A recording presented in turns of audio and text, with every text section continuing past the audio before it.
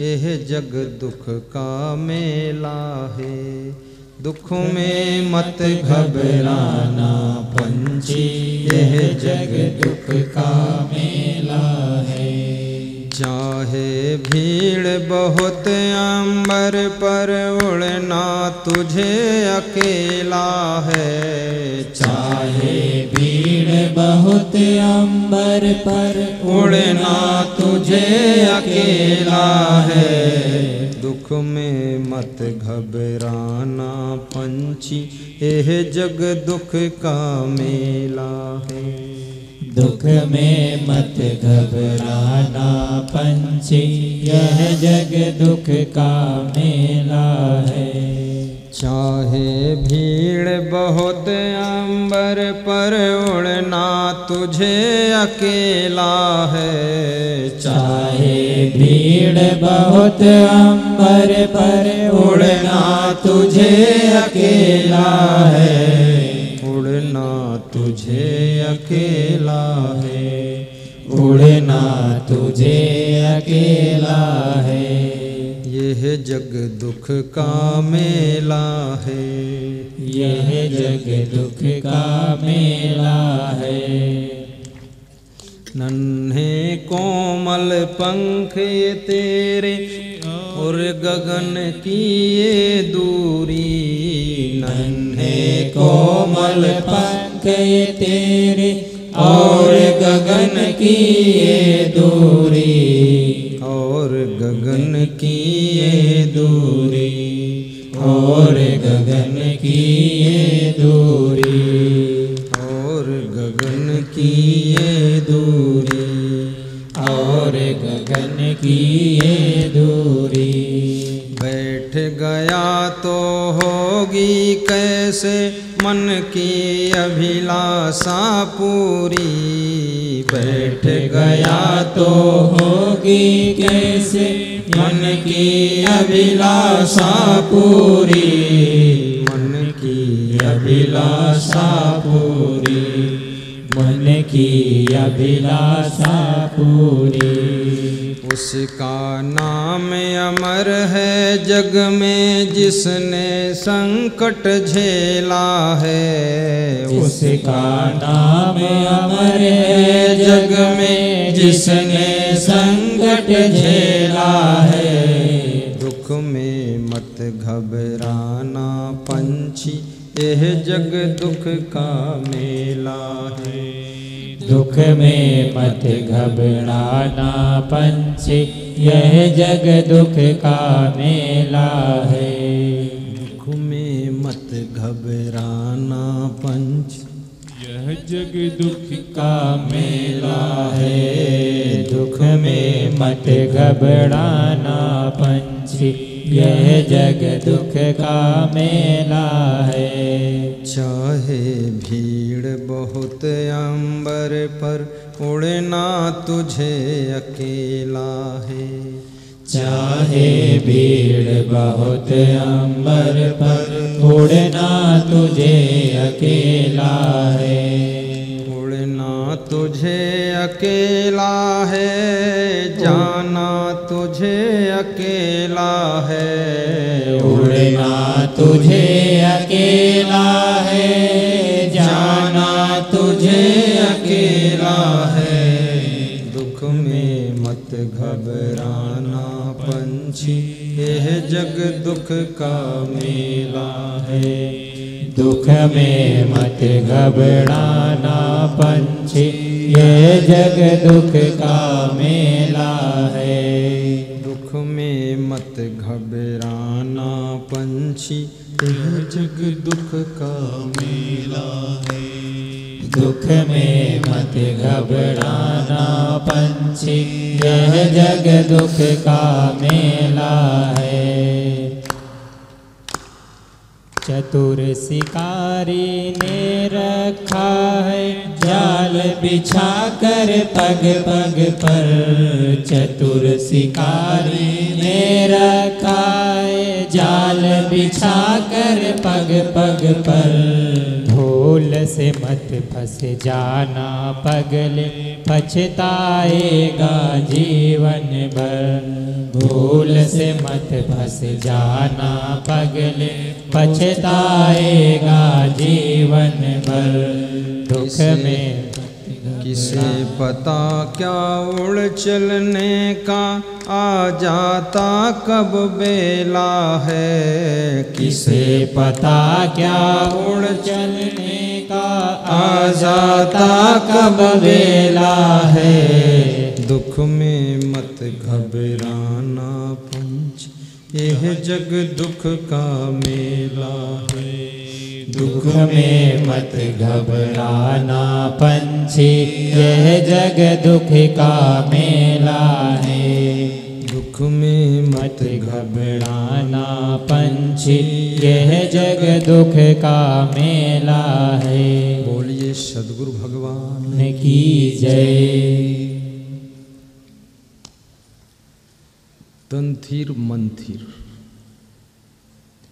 तीसरी चीज कबीर साहब कहते हैं वचन थिर, जिसकी वाणी स्थिर है, अर्थात जो वाणी का दुरुपयोग नहीं करता है, विवेक पूर्वक बोलता है। जीवन के हर क्षेत्र में वाणी का प्रभाव है। व्यास गादी पर बैठकर जब कोई संत बोलता है, विवेक पूर्वक बोलता है, तो उसकी वाणी अमृत वाणी हो जाती है।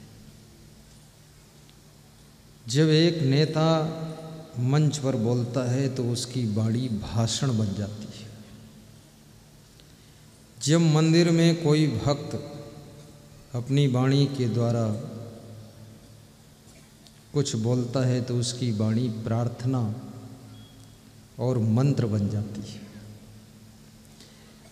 जब कोई व्यक्ति अपनी वाणी के द्वारा गालियां बकता है तो उसकी वाणी बाण बन जाती है।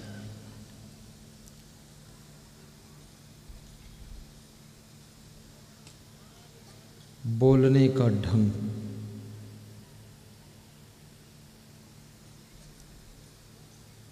बोलने का तरीका और सबसे बुद्धिमानी का काम बोलना है।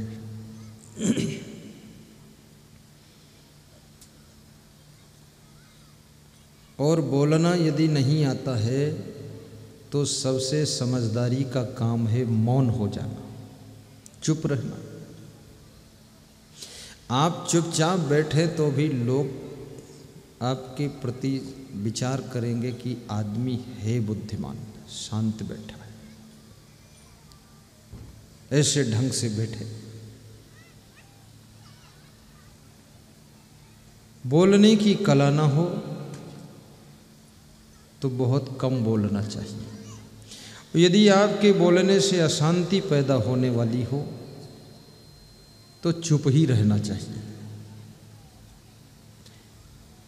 और बोलने का ढंग हो, इसलिए परिवार में भी सभी को बोलना ज़्यादा नहीं चाहिए। पार्टी में भी सबको अलग अलग अपने अपने जोश में बोलना नहीं चाहिए,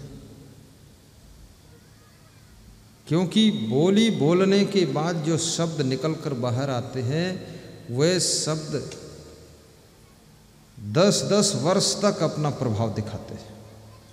तुमने तो आज बोल दिया, तुम समझते छुट्टी मिल गई, छुट्टी नहीं, 10 साल तक उसका रिएक्शन एक्शन सब होता रहेगा।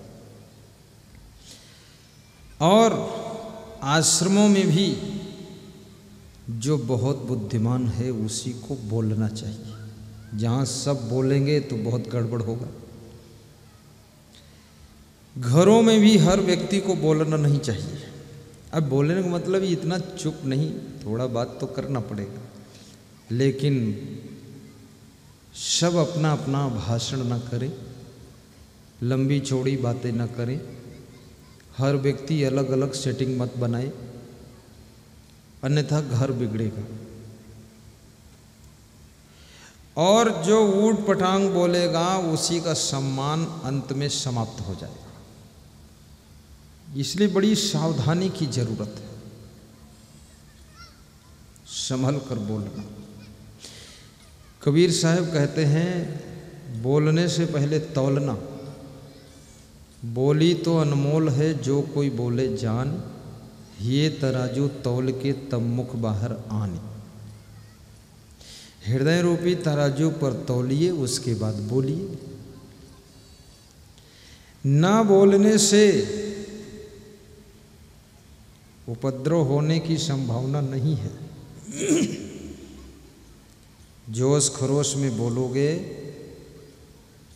बहुत बड़ा उपद्रव खड़ा हो सकता है। इसलिए समझदार लोग पहले ये ताड़ लेते हैं कहाँ बोलूं कहाँ ना बोलूं। इसलिए कहा गया है बोलना एक बहुत बड़ी कला है और सुनना एक बहुत बड़ी साधना है। ये सुनना भी कोई आसान नहीं। जो आप 2 घंटे बैठकर यहाँ सुनते हैं, सुनते सुनते आदमी ऊब जाता है, कंटाल हो जाता है, कंझट समझता है छत्तीसगढ़ी भाषा। और एक अच्छे वक्ता बनने के लिए सबसे पहले एक अच्छे श्रोता बनना पड़ेगा, तब तुम एक अच्छे वक्ता बन सको। और कोई अच्छा श्रोता बनना नहीं चाहता है, क्योंकि सबके मन में ये होता हमको सब मालूम है। डेल कार्नेगी जो पूरे विश्व को ज्ञान देते हैं, उन्होंने कहा है कि जब तक मैं श्रोता नहीं बना तब तक वक्ता नहीं बन पाया। Dale Carnegie. और श्रोता बनने के लिए बहुत बड़ी सहनशीलता की जरूरत है।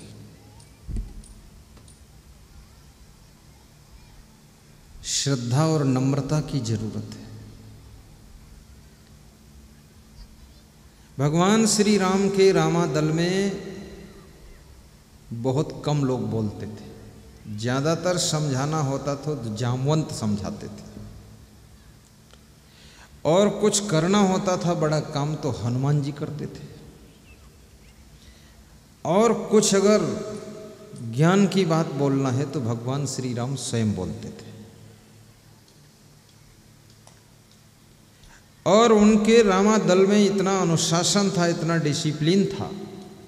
भगवान राम का प्रभाव आप देखिए, उनके साथ में सब बंदर है, रीछ भालू है, नल नील अंगद सुग्रीव गौगवाच जामवंत रीछ वानरों की सेना के मुखिया सेनापति सब है।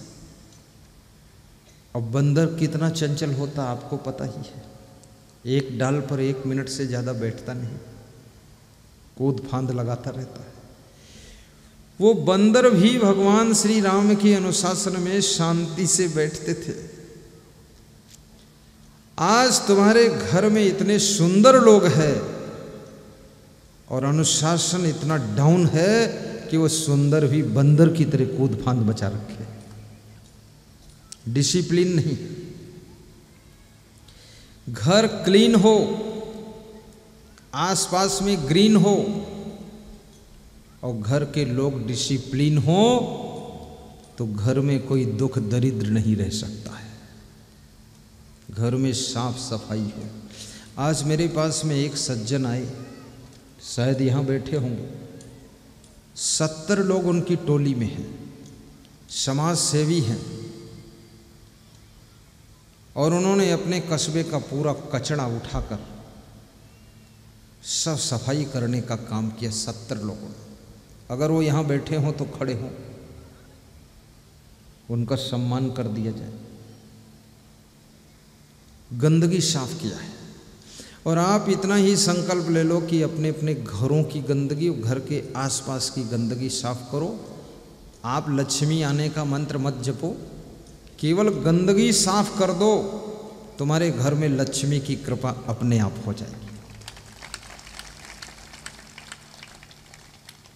बाराबंकी जिले में पूर्णिया गांव में एक हमारे भक्त रहते, विनोद मिश्रा, समाज कल्याण अधिकारी हैं लखनऊ में, और गांव में रहते हैं। और वह सवेरे 4 बजे उठ करके 4 बजे से 5 बजे तक पूरा झाड़ू लगाते हैं, और झाड़ू लगाते लगाते घर में भी बहुत सफाई, बाहर भी सफाई। तो उनके यहाँ मेरा प्रोग्राम था, तो मेरे संत लोग वहाँ बिस्तर लगाने गए और कुछ कर्मचारी गए। तो कर्मचारी हमको, जब मैं पहुँचा तो रास्ते में मिले, तो हमने कहा बिस्तर लगाया? तो बोले वहाँ हमारे पैर रखने वाला नहीं है। तो हमने कहा क्यों? बोले इतनी सफाई है कि उन्होंने कहा तुम पैर भी मत रखना है, बाहर निकलो, गुरुजी के कमरे में घुस नहीं सकते बिना स्नान किए। बोले सब सफ़ेद पर्दा, सफ़ेद चादर, सब पूरा क्लीन है गुरुदेव, और आपका बिस्तर भी बिछा हुआ फिट, गद्दे पर सफ़ेद चादर बिछी है, सफ़ेद बेड में पर्दा भी लगा हुआ है, गेट में सफ़ेद पर्दा है, मेज है उस पर भी सफ़ेद टॉवेल बिछी हुई है, सब फिट है। संत लोग बोले कि उन्होंने कहा इसमें किसी को बिछाने की जरूरत नहीं, बिल्कुल छूना मत। तो मैं जब गया अंदर देखा, तो मैंने कहा वास्तव में ये आदमी बड़ा विचित्र है। बोले बस केवल आप आइए, बैठिए, आराम कीजिए, यहाँ कुछ सामान लाने की भी जरूरत नहीं आपको है, अपना चादर वादर। और वह मोटरसाइकिल से चलते थे, संत की सेवा बहुत करते हैं। तो ऐसा आशीर्वाद फलित हुआ कि आज वह एक पेट्रोल पंप के मालिक हो गए हैं, और ज़मीन का इतना विकास हुआ कि 300 बीघे ज़मीन हो गई है, और 14 टैरा ट्रक 4 हो गए हैं, और बेटा शिक्षक बन गया, बेटी भी शिक्षिका बन गई। और कह रहे थे गुरुदेव 1 साल में ही सब धन बरस गया है। तो मैंने कहा पता नहीं कैसे बरस गया। बोले आपको पता नहीं पर हमें पता है। जब आप पहली बार आए थे, आपके चरण पखार करके पूरा चरणामृत हमने अकेले पी लिया था, उसी का ये खेल है गुरुदेव, ये चरणामृत का खेल है, बहुत बड़ी श्रद्धा है। और जब मेरे को मोबाइल करते हैं तो कहते हैं कुछ ज्ञान सुनाइए, तो मैं उनको श्रीमद् भगवत गीता से कम 40 श्लोक सुनाता हूँ और सबका अर्थ बताता हूँ, तब वो संतुष्ट होते हैं। खुद वक्ता भी है। आप यदि सफाई रखोगे, शुद्धता रखोगे, गंदगी नहीं रखोगे, संत की सेवा करोगे, सब घर क्लीन होगा, शरीर क्लीन होगा, कपड़े क्लीन होंगे, आसपास का वातावरण फूल पौधे लगाकर ग्रीन होगा, और घर के लोग डिसिप्लिन होंगे, तो आपके घर में कभी दरिद्र नहीं रहेगा, लक्ष्मी बरसना शुरू हो जाएगी। चाणक्य ने कहा है 5 बातें जिसके जीवन में होती हैं, उस व्यक्ति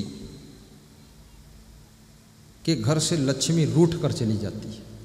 कुचेलिनम, जो मैले वस्त्र पहनता है, गंदे कपड़े, उसके घर से लक्ष्मी रूठ जाती है। दंत मलोपधारणम, जिसके दांत गंदे रहते हैं, जो दांत धोता ही नहीं, मंजन ब्रश नहीं करता है। बहावासिनम, जो बहुत भोजन खाता है, ठोंस ठोंस कर खाता है, खाने के बाद पछताता है, और पछताने के बाद तुरंत गिर जाता है, 2-3 घंटे बाद संभल पाता है। बहुत भोजन खाने वाले के घर से भी लक्ष्मी रूठ कर चली जाती है, और लोगों को डर बहुत लगता है।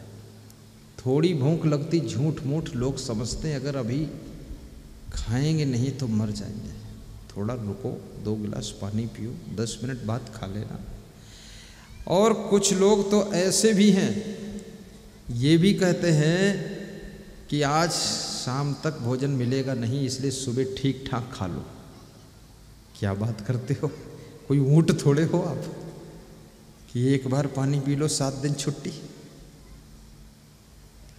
आपके भाग्य से फिर मिलेगा, सब होगा। एक बार में अधिक भोजन मत कीजिए।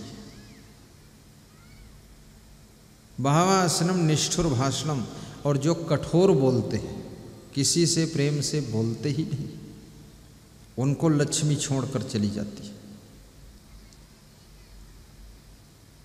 सूर्योदय चास्तामिते शयानम, जो सूर्यास्त के समय सोते हैं और सूर्योदय के समय भी सोते रहते हैं,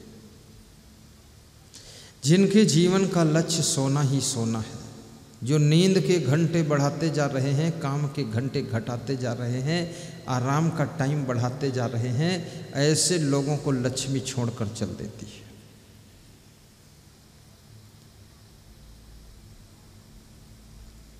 बहुत ज़्यादा सोने वाले लोग, उनके घर का सोना भी माटी हो जाता है,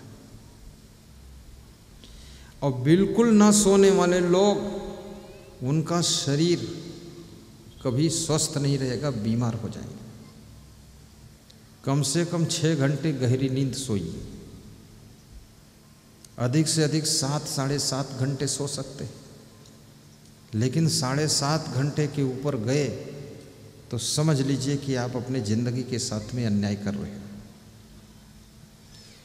और 6 घंटे भी नहीं सोओगे तो आपके शरीर की सुंदरता समाप्त हो जाएगी। जिनको गहरी नींद नहीं आती है, उनके शरीर में सुंदरता नहीं रह जाती है, उनका चेहरा विकृत हो जाता है। और जो लोग ठहाका मारकर हंसते नहीं हैं, उनका मुखमंडल भी सुंदर नहीं दिखाई देता है। और जो लोग हमेशा चिंतित रहते हैं, उनका सुंदर रूप नष्ट हो जाता है। संतापात भ्रश्यते रूपम, टेंशन करने से सुंदर रूप नष्ट होता है। संतापात भ्रश्यते बलम, और चिंता करने से मनुष्य का शरीर बलहीन हो जाता, कमजोर हो जाता है। संतापात भ्रश्यते ज्ञानम, और संताप करने से, चिंता करने से मनुष्य का ज्ञान भी समाप्त हो जाता है, सब भूल जाएगा। संतापात व्याधि में क्षति, और संताप करने से, चिंता टेंशन करने से शरीर में नाना रोग पैदा होते हैं। और चिंता क्यों होती मनुष्य को? बेटी जवान हो गई, विवाह नहीं हो पा रहा है तो चिंता हो जाएगी। इसके लिए पहले से तैयारियां कीजिए। बेटी जब 16 साल की हो तभी से दामाद ढूंढना शुरू कीजिए, 18 साल में फाइनल कर दीजिए। लोग कहते हैं बेटी पढ़ लिख जाए तब दामाद ढूंढेंगे, तब तक तो खुद ही दामाद ढूंढ लेगी, तुमको कहाँ ढूंढना पड़ेगा, फालतू बात करते हो। फिर कहोगे मुंह दिखाने नहीं रह गए आप, तो क्या करूं, कैसे मुंह दिखाऊं? तो पीठ दिखाते घूमो, और क्या करोगे? बुद्धिमान बनो। शादी के बाद भी लोग पढ़ते हैं। ग्वालियर के हमारे भक्त अनूप जी मिलिट्री से रिटायर होकर आए,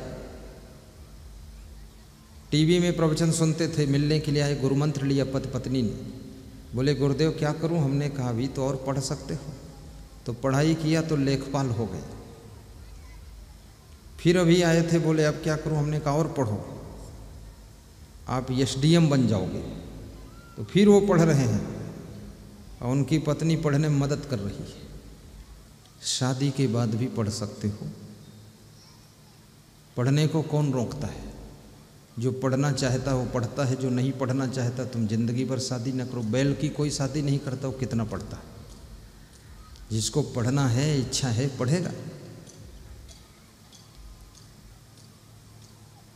कितने साधु लोग हैं, शादी वादी कुछ नहीं, न पत्नी है, न पुत्र है, न पोता पोती है, कुछ नहीं, पढ़ना नहीं चाहता, वो पढ़ते ही नहीं। उसको किताब दे दो लेकर बैठा रहता, किताब के ऊपर सिर धर के सोता, उसे में लार चुबाता है। पढ़ने की इच्छा ही नहीं उसकी है। और जिसको पढ़ना है बुढ़ापे में भी पढ़ता है। विशाल देव बुढ़ापे में भी पढ़ते थे। हमारे गुरु श्री क्षमा देव 98 साल की उम्र में भी पढ़ते हैं। हमारे साथ बहुत से संत हैं, वो जब टाइम पाते हैं किताब लेकर पढ़ते हैं। और पढ़ने का मतलब याद हो या ना हो, लेकिन उसका भाव आपके मन में टिकेगा, उससे आपका मन पवित्र होगा और आपका मन प्रसन्न होगा, आपकी मन इंद्रियां कंट्रोल रहेंगी। इसलिए आध्यात्मिक शास्त्रों को पढ़ना चाहिए।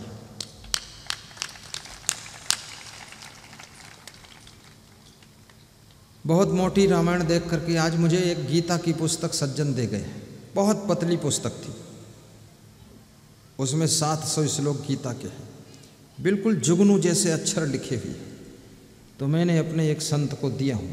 हमने कहा इसको शाम तक पूरी याद करके सुना दो। बोला जी गुरु जी सुना दो।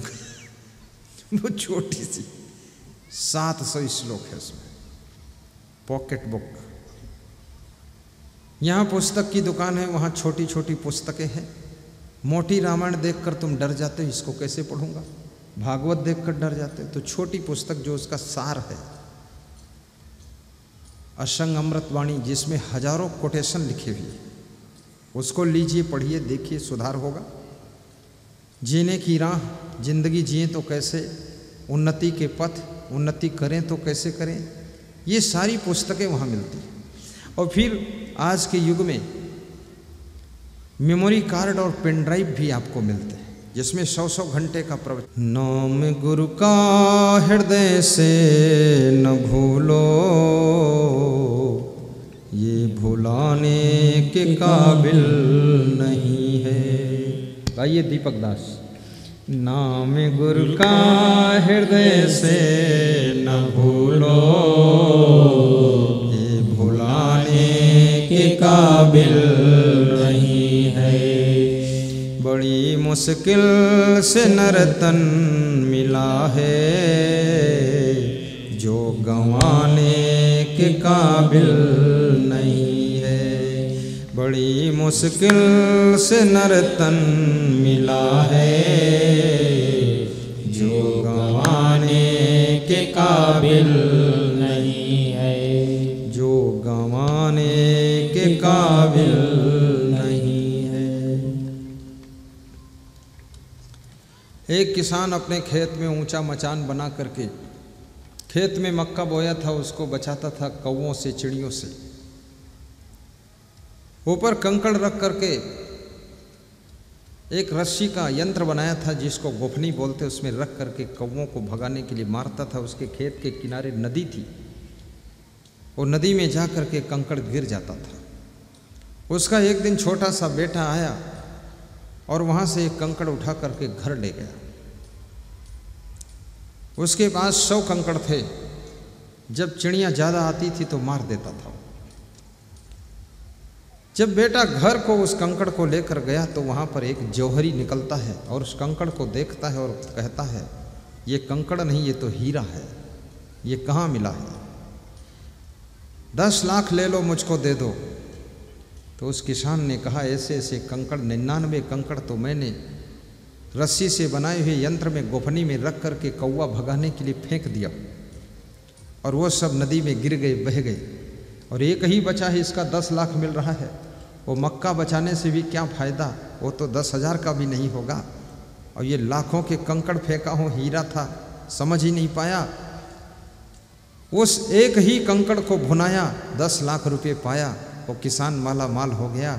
याद रखना, आपको भी 100 साल की उम्र मिलती है, जिसमें 99 साल तो आप कंकड़ों की तरह फेंक कर ही जिंदगी को गुजार देते हैं। लास्ट में कोई सदगुरु जौहरी मिल जाता है तो आपकी मानो जिंदगी की कीमत को बताता है। तो 1 साल की जिंदगी जो बची है, उसी में तुम अपनी साधना करके माला माल खुशहाल हो जाते हो। महात्मा बुद्ध ने एक भक्त से पूछा कि तुम्हारी उम्र कितनी है? उसने कहा 5 वर्ष है। तो बुद्ध ने कहा दिख रहे हो 85 साल के, बताते हो 5 वर्ष। उसने कहा 85 साल का दिख रहा हूँ, लेकिन 80 साल की उम्र तो व्यर्थ में चली गई। 5 साल से भक्ति सत्संग में लगा हूँ, यही उम्र असली उम्र है जो मेरे काम आ रही है सत्संग में, कल्याण में। बाकी उम्र तो कंकड़ों की तरह फेंका ही हूँ। कितनी जिंदगी आदमी की व्यर्थ चली जाती है, बकवास में, खुराफात में, नशा व्यसन में, बुराइयों में। और जिन मन इंद्रियों की चंचलता के कारण मनुष्य अपनी जिंदगी में इतने पाप करता है, कुकर्म करता है, दुष्कर्म करता है, अनाचार, दुराचार, व्यभिचार, भ्रष्टाचार करता है, वह इंद्रियां भी अंत में साथ छोड़ देती हैं, मनोबल भी कमज़ोर हो जाता है और शरीर की उमंग भी खत्म हो जाती है। याद रखना, जिन इंद्रियों के लिए तुमने अपनी ज़िंदगी के कर्म बिगाड़े हैं, वह इंद्रियां भी आपका साथ देने वाली नहीं है। इसलिए इंद्रियों की चंचलता में मत फंसिए, अपने कर्म अच्छे कीजिए, क्योंकि आपका कर्म इस जन्म में, अगले जन्म में, पूर्व जन्म में और पुनर्जन्म में सब जगह आपका कर्म ही रिकॉर्ड आपके साथ रखता है और उसी कर्म का फल भाग्य के रूप में भोगना पड़ता है। इसलिए इंद्रियों को वश में कीजिए और अच्छे कर्म कीजिए ताकि जन्म जन्म तक आपको सुख शांति मिल सके। अब घुटनों पे हाथ भी रखिए और 3 काम करना। आपके साथ में एक शरीर है, इसको स्वस्थ रखिए और शरीर को स्वस्थ रखने के लिए परहेज भी कीजिए, संयम का भोजन कीजिए, सात्विक भोजन कीजिए, शाकाहारी भोजन कीजिए, कम खाइए और प्रसन्न रहिए। और साथ में अगर कोई बीमारी आती है तो आयुर्वेदिक दवा को यूज कीजिए। पहले आयुर्वेदिक दवा पर ही जाइए, जड़ से बीमारी निकाल देगी। एलोपैथ में बाद को जाइए, बहुत इमरजेंसी हो तब चले जाइए। और यहाँ पर आयुर्वेद के बहुत बड़े डिस्ट्रीब्यूटर राजस्थान से आए हुए हैं भक्त जी, श्री च्यवन आयुर्वेद की पेटेंट दवाइयाँ भी लाए हैं। बता रहे थे कि घुटना दर्द कैसा हो ठीक कर देता हूँ, पथरी कैसी हो निकाल कर बाहर कर देता हूँ, बवासीर पुरानी हो उसको बिल्कुल कंप्लीट कर देता हूँ, और नाना प्रकार की बीमारियों को जड़ से भगाते हैं। और उनकी कुछ दवाओं को आजमाया गया जिससे रामबाण जैसा फायदा हुआ है। बाहर उनका स्टॉल लगा है, आप देखना। और मन को स्वस्थ रखने के लिए हमेशा प्रवचन सुनिए, आपका मन भी ठीक रहना चाहिए। और आत्म कल्याण के लिए गुरु भक्ति कीजिए, गुरु के चरणों में मन की डोरी जोड़िए और गुरु मंत्र लीजिए। सर्वे भवन्तु सुखिनः, सर्वे सन्तु निरामया, सर्वे भद्राणि पश्यन्तु मा कश्चित् दुःखभाग् भवेत्। सुखी बसे संसार सब, दुखिया रहे न कोई, ऐसी मेरी भावना पूर्ण करो प्रभु सोई। ध्यान मूलम गुरुर्मूर्ति, पूजा मूलम गुरुपदम, मंत्र मूलम गुरुर्वाक्य, मोक्ष मूलम गुरु कृपा। शांति शांति शांति। सभी श्रोता सीधे बैठ जाएं, घुटनों पर हाथ रख लें। रोहित भास्कर जी दुल्लापुर वाले, सुखदेव ध्रुवे जी, तिवारी साहू जी, रितेश सिंह ठाकुर जी, रज्जू, आपको भी व्यास का दी धन्यवाद देती है। सब लोग ध्यान मुद्रा में बैठें और इष्ट देव का गुरुदेव का 1 मिनट ध्यान करें। साहिब बंदगी बोलें। साहिब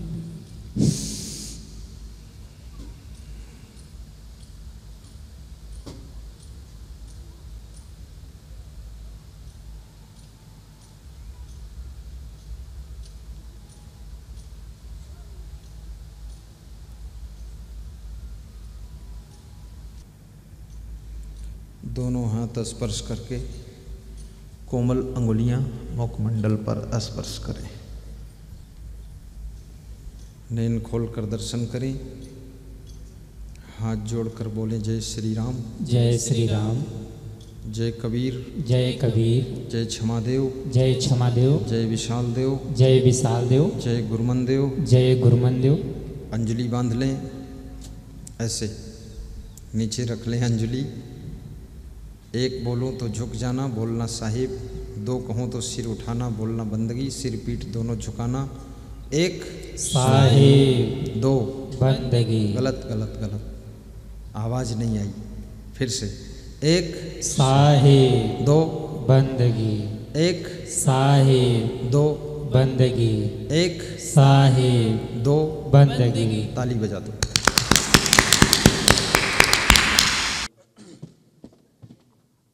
बोलिए सद्गुरुदेव की जय। सभी लोग भाव श्रद्धापूर्वक खड़े हो जाएं।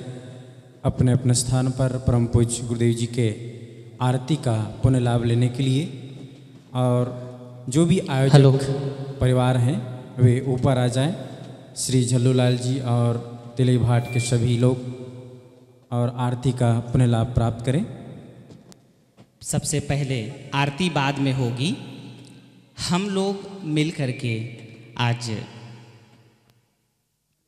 ये आप और हम सब लोगों का बड़ा ही सौभाग्य है कि गुरुदेव का आज के दिन हमारे महान पुरुष का जन्म हुआ था।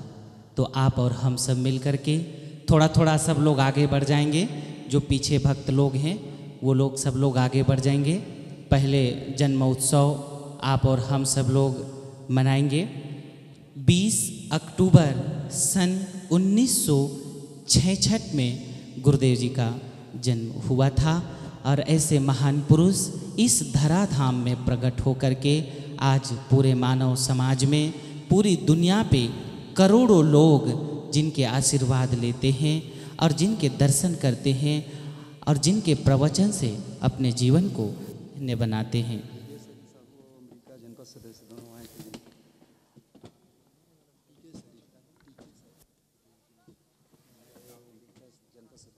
टिकेश्वर साहू जी की धर्मपत्नी वे भी मंच पे आ जाएं। तो पहले जन्म दिवस के आप और हम सब लोग भजन गा करके, ताली बजा करके गुरुदेव के लिए शुभकामना, गुरुदेव के से आप और हम लोग आशीर्वाद प्राप्त करेंगे। गुरुवर जन्मदिन आज आए हैं, बधावाली जिए गुरुवर जन्मदिन आज आए हैं, बधाई लीजिए साहेब जन्मदिन आज आए हैं, बधाई लीजिए साहेब जन्मदिन आज आए हैं। परम सौभाग्य है अपना तरस हम को दिखाए हैं, परम सौभाग्य है अपना तरस हम को दिखाए हैं, बधाई लीजिए गुरुदेव।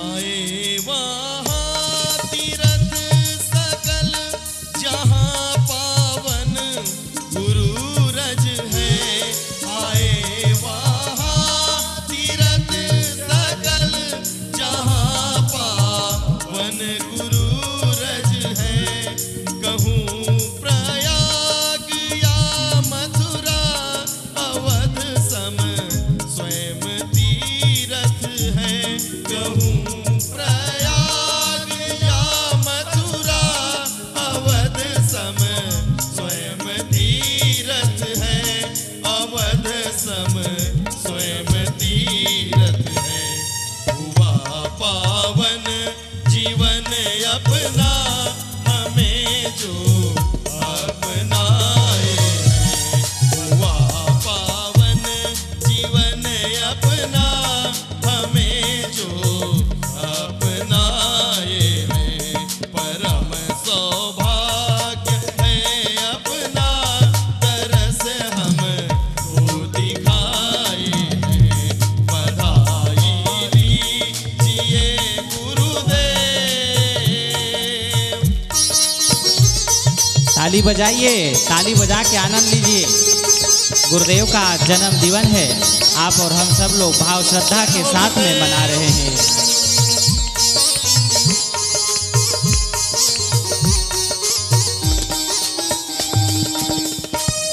उदित है पुण्य देखो है अवसर जन्म जीवन का, उदित है पुण्य अब देखो है अवसर जन्म जीवन का, हो आत्मावत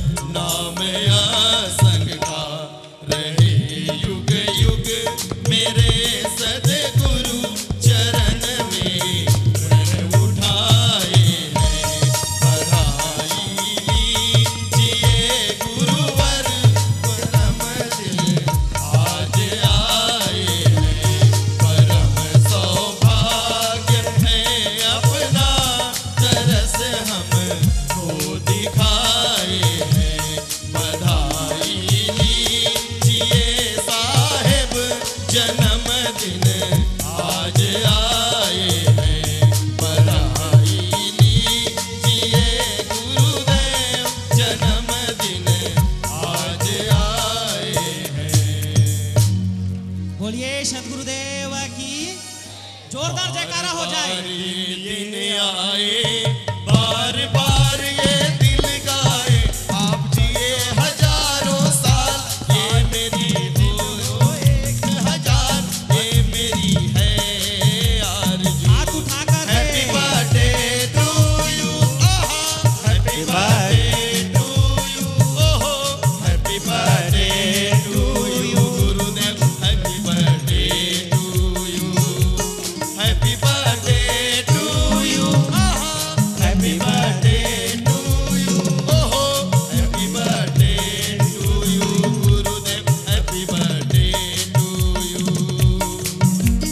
बार बार ये दिन आए, बार बार ये दिल गाए, आप जियो हजारों साल, है आरज़ू। Happy birthday to you, happy birthday to you, ओहो हैप्पी बर्थडे टू यू गुरुवर, happy birthday to you, happy birthday to you गुरुवर, happy birthday to you, happy birthday to you, happy birthday to you, happy birthday to you. बोलिए सदगुरुदेव की जय। बड़ी सादगी और सरलता के साथ आप और हम सब लोग गुरुदेव के ये जन्म दिवस भाव श्रद्धा के साथ मना रहे हैं। अब भाव श्रद्धा के साथ आरती करेंगे और गुरुदेव के जन्म दिवस पर आप और हम सब लोग भेंट करेंगे। अब सब लोग आरती के लिए हाथ उठा लें, हाथ जोड़ लें, भाव श्रद्धा के साथ आरती करेंगे। बोलिए सदगुरुदेव की जय। जय असंग जय असंग जय असंग देवा, जय असंग जय असंग जय असंग देवा। वाणी कितनी विनीत बोल मधुर मेवा, वाणी कितनी विनीत बोल मधुर मेवा।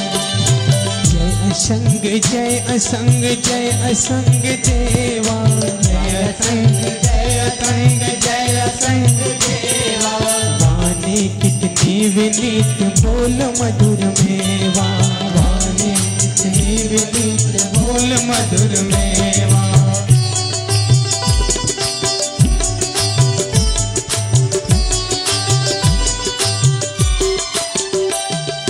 कंचन समनवल गात रेत वस्त्रधारी, कंचन समनवल गात श्वेत वस्त्रधारी। काम जयी क्रोध जयी पूर्ण ब्रह्मचारी, काम जयी क्रोध जयी पूर्ण ब्रह्मचारी। भक्तों की भीड़ लगे संत करे सेवा, भक्तों की भीड़ लगे संत करे सेवा। जय असंग जय असंग जय असंग देवा, वाणी इतनी विनीत बोल मधुर मेवा। जय असंग जय असंग जय असंग देवा, वाणी इतनी विनीत बोल मधुर मेवा।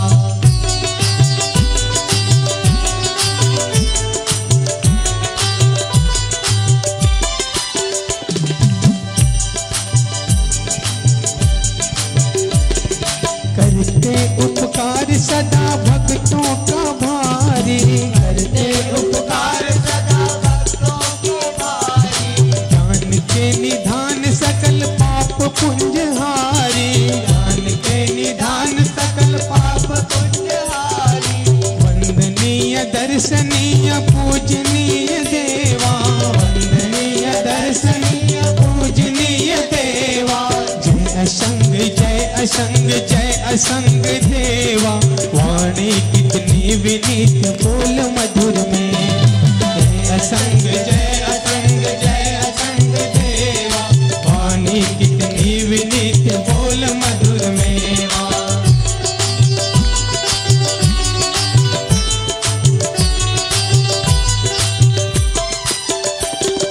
कर दो अनाथ को सनाथ नाथ मेरे, कर दो अनाथ को सनाथ नाथ मेरे। ज्ञान का प्रकाश भरो मानस में मेरे, ज्ञान का प्रकाश भरो मानस में मेरे। देवों में देव तुम्ही मेरे महादेव, देवा, देवों में देव तुम मेरे महादेवा। जय असंग जय असंग जय असंग देवा, वाणी कितनी विनीत बोल मधुर मेवा। जय असंग जय असंग जय असंग देवा, वाणी कितनी विनीत बोल मधुर मेवा।